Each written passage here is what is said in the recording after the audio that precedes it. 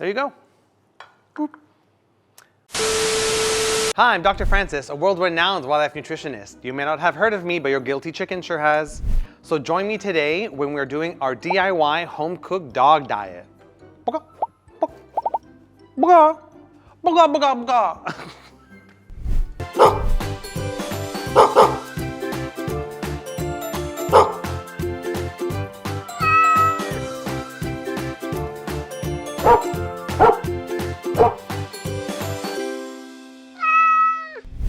So today we'll be making a DIY home-cooked diet for dogs. Now this could be given raw or gently cooked, and it will meet the AAFCO requirements. So that means if you are currently giving food that meets NRC requirements, you are okay, because AAFCO numbers are higher than NRC.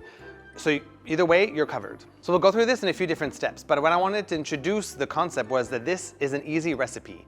This will be fully complete, and this is for dogs that don't have any current health issues. So your average adult dog. It will be high in protein and medium fat, which is the ideal ratio, about 2:1. And it will all be with ingredients that are easy to find. So I'm not going to be asking you to find very exotic organs or stuff like that. These are things that you can find at your grocery store. The most exotic thing here is gonna be liver. And you can definitely find liver even if you order it online or something like that. So step one is to figure out how much of this diet you actually need to feed your pet. We always recommend you make it in bulk, and then you can store it, and then you have a few meals throughout the week. It's much easier and more economical if you buy in bulk anyway. So today we'll be doing a 1 kilogram total recipe. But if you look at this little magical window that's gonna open here, boop, or there, you'll see how much you need to feed per kilogram of dog per day. Now, this is the amount for raw. If it's cooked, then you can remove 20% of that.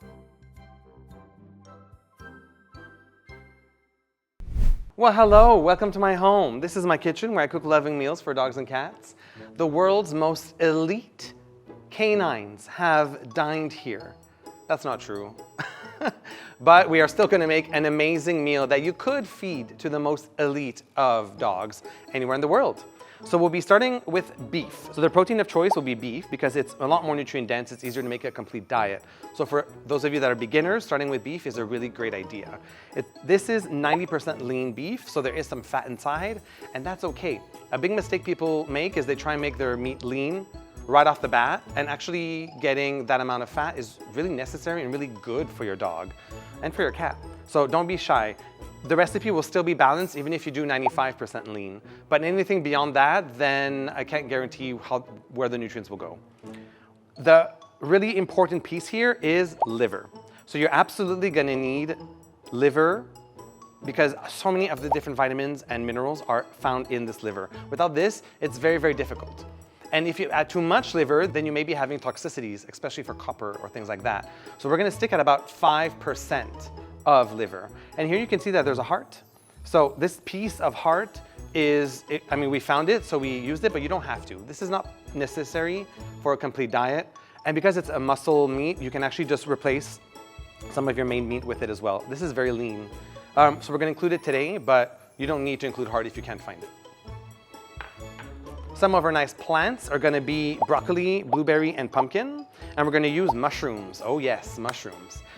Today we're using oyster mushrooms, but you can use shiitake, you can use portobello, you can even use little white button mushrooms. The key here is to rotate. So you're gonna wanna have different mushrooms every week that you prepare this. You're also gonna wanna have different high antioxidant foods. Maybe you wanna vary your berries. You're gonna want a different cruciferous vegetable. So maybe one week you're gonna wanna use kale, the other week you're gonna wanna use cabbage, cauliflower, etc. And you're gonna wanna use one starchy root vegetable. So something that is starchy like pumpkin or sweet potato or beetroot, you can alternate those as well. So just with this one recipe, you're already getting a huge variety of recipes that you'll be able to make over time. If you can't find liver or if you can't find anything, then you can actually get freeze-dried liver treats. These are not as nutritious, but they have the main things in there. The minerals will still be in there. You may have to supplement the vitamins a little bit. But this here, this is just our brand, but of course any freeze-dried liver would work. And then you can just use that instead. Make sure you rehydrate it, or make sure that you divide the amount needed by 3, because this is dried, this liver has tons of water. So if you add 5% of this, that's 15% of liver, which is way too much. And lastly, we'll be using some seeds. So these are sunflower seeds that we're gonna chop up and grind, or we're just gonna put in a blender, really. You want this to be really nice and fine, because if it's whole like this, most dogs will just poop them out, will not be able to absorb much of it. So you want to make sure that everything is nice and blitzed as much as possible to absorb. You can also use pumpkin seeds, but today we had sunflower seeds and they're very common, they're very affordable. So I thought that this was a really good base to start with. Depending on the pan that you use, you may need some oil, you may not. You're gonna need to saute the mushrooms, so you need some form of fat for that. So we're using sunflower oil today, but you could use coconut oil, you could be using, actually grass-fed butter is also really good. As long as you're using a whole natural oil, because we're using so little that it's factored into the whole diet anyway. So just make sure that it's not like a vegetable oil or something that is severely processed. Sunflower oil is one of the good choices, but then you have some really nice choices like black seed oil. That's super expensive, but that has tons of antioxidants in there. And it's really heat stable. Avocado oil also really works and is heat stable too. Okay, so let's get started. Okay, so we're gonna start by heating the pan to medium. Now there's a lot of different ways to cook your meat. I'm a really big fan of just a really quick stir fry.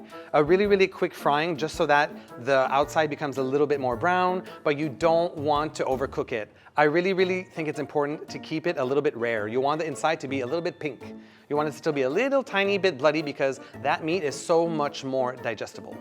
But the secret here is that before you go in with your meat, we're actually gonna put in a little bit, just 1 tablespoon of the sunflower oil, a little bit more, and then we're gonna put in the mushrooms first.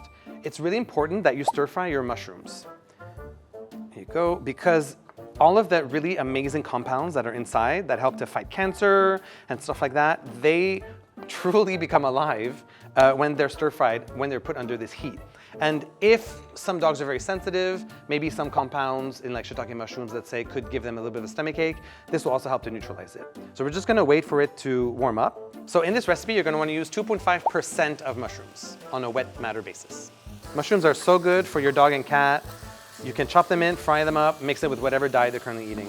Then I will put in the meat. So this is gonna be 60% of your diet is gonna be this beef meat. We're gonna put that in.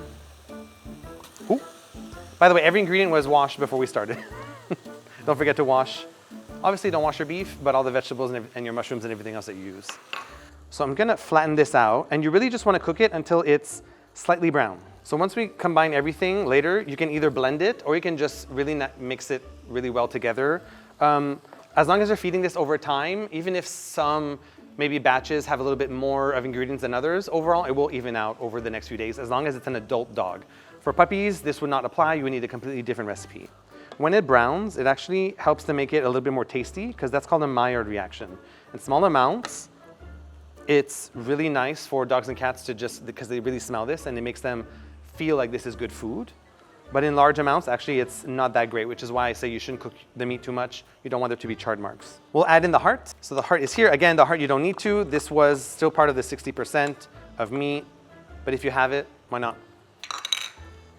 I'm gonna put that in. Heart meat is really low in fat, but it's higher in taurine than all the other parts of the animal. Mix that well.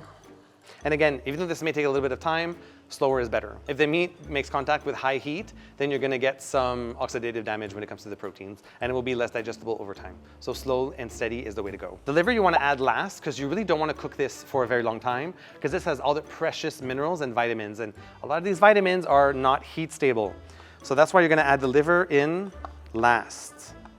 The liver is also really good taste enhancer. It really helps to increase the palatability of whatever diet. And you could use different livers as well. You could use duck liver, lamb liver, pork liver is okay. Chicken liver is fine, but the recipe becomes a bit more complicated with chicken liver because it's not as dense in nutrients as ruminant or pork or even duck livers. And then we're gonna add in our veggies. So we're adding the veggies. Actually, you don't need to cook them because they're in such small amounts, but adding them in, heating them a little bit does help to increase their digestibility. So we are gonna add them in here. Some people like to boil them separately. I'm not a big fan of that because there is some nutrient leaching in the water. I don't love it when you blanch meat. I don't love it when you blanch any other ingredients because the water is left over. If you look at the oldest dogs in the world, all of them are eating a kind of a stew. So all the food and all the nutrients are kind of just collecting in this crock pot. I'll add the broccoli. And we'll just let it passively absorb the heat. Like I said, I brought down the heat so it's still warm, but it's not going to continue to char the meat. So we use around 10% of the root vegetables. and it's around 5% of the cruciferous vegetables of broccoli. So in all, that's 15% by weight.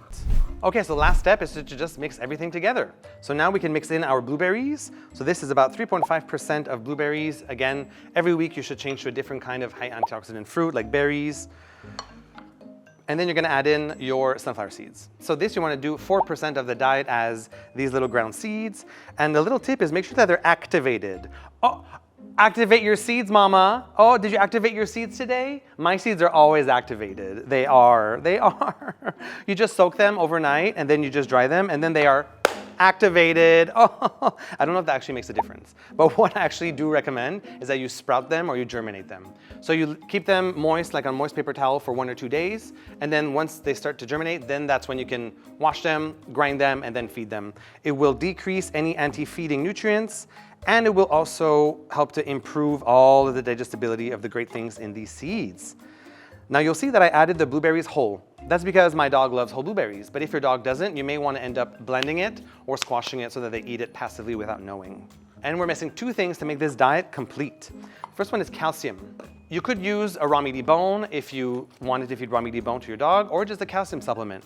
So we have this sustainable calcium supplement that we are using from Holistic Pet Organics that we also sell on petcubes.com, surprise. So for calcium, you can also use 1 egg and the eggshell of the calcium. Generally, the eggshell of 1 egg is good for 500 grams of food. So in here, we would have to add in the eggshells of 2 eggs. Or I can just add in 2 little spoons of my lovely calcium supplement. The last thing that we need is your omega-3. So we need some fish. This is canned sardines. They have all of their organs, so they're very, very nutritious. And they really help to balance the rest of all the nutrients that we're still missing in this diet, especially the omega-3s. Now, if you were to add in an egg instead, that's fine. If it's pasture-raised, it'll also have omega-3. But if it's just a normal egg, that's great. Then you need to add in an omega-3 supplement, such as salmon oil. So this is the one that we like to use from Holistic Pet Organics as well. And this one is great because it's just a spray. But the fish I'll put in the serving plate because my dog likes to eat the whole thing. We know there's no problem with the bones. The dog is used to it. If you have not fed a whole fish to your dog before, then you may want to blend it up or cut into small, small pieces that then could just be ingested by your dog. There are bones in here. It's a whole fish. Again, it's part of the calcium and the zinc and all the minerals that we need in this diet. I'm going to mix in our little foods that make this super. So this is not necessary to make it balanced, but we added some cilantro or coriander, depending on where you're from. This will add some really nice antioxidants, different than the ones found in the blueberries. And it's also a natural pest repeller. And we're gonna add in some turmeric. Lovely turmeric, super good for joints. And we're gonna add in a pinch of pepper as well. So the other side is pepper. So you need to add in pepper with turmeric to help its absorption. If not, and yeah, don't use your fingers because then this happens. So mix this together and then you have your fully balanced diet as soon as I add the little fish inside. So see, it doesn't have to be hard. I mean, I am cheating because I'm using beef, which is the easiest, most nutrient dense, easy to find, accessible protein. But overall, this will work. And how many carbs do you think is in this diet? How many carbohydrates do you think is in here? Calculated as 3%. I'm gonna put the full nutrient concentration of this diet in the description below so you can see the nutrients that are inside compared to AAFCO so you can see that it meets all the requirements. And then we go for plating. So if you're using a leaky mat or a puzzle feeder, then you can just put it directly on. If you want to store it, because this is enough, this will last you quite a few weeks, you can store it in a porcelain or glass container. You don't want to use plastic, especially if you heat it up, you don't want to do that. So I'm just going to use it on the leaky mat right here.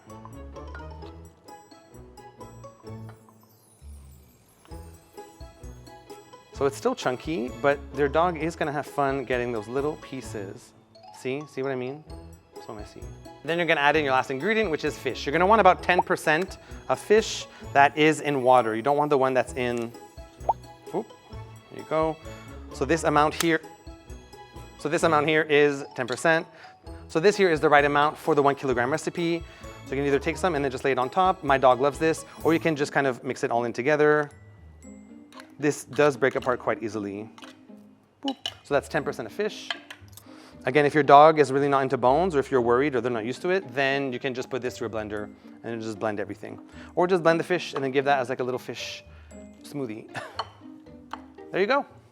Hope you enjoyed. I'd love to hear your comments after you try this with your dogs, how much they loved it. Don't be shy to comment, and subscribe, like this video, and then follow us on TikTok and on Instagram for some more cooking and pet nutrition videos. Bye-bye.